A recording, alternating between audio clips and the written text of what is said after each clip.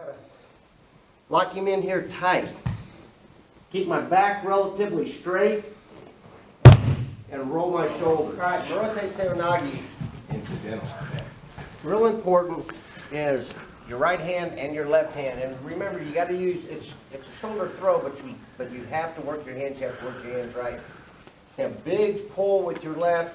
So if you're down here on the sleeve, you're going to have a hard time because you're going to create a gap between you and him. So again, I always like to grab that seam if I'm going to do this, so that, and get my hand so that I feel his elbow on the back of my thumb, so that I've got lots of pull. Okay, this hand is going to turn and rotate. I'm going to wrap his gi up like this. Okay, and I'm not going to shove my elbow up here. I'm going to keep it in here tight against my side.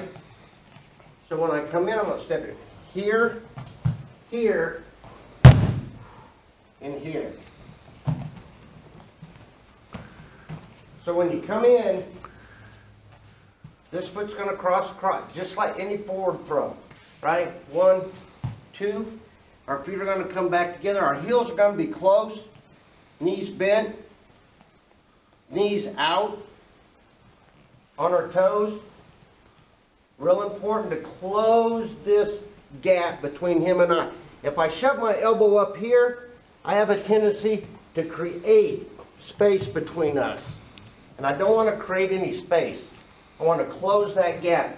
So I've got to lock him in here tight. Keep my back relatively straight and roll my shoulders.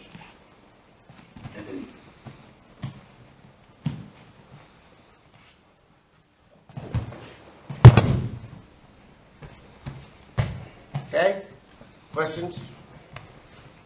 Good? Coach, can you demonstrate how you don't want, and emphasize again, you don't want to bend your wrist. A lot of people will bend that wrist and cause problems with that wrist. Your palm doesn't face up. Your palm wants to face down. Okay? Again, that closes the gap. If I leave my arm like this, I'm lifting my elbow, I'm facing my palm up, and I'm creating space between him and I. So, turn it. Just this closes that gap. Okay? Here, here. Okay?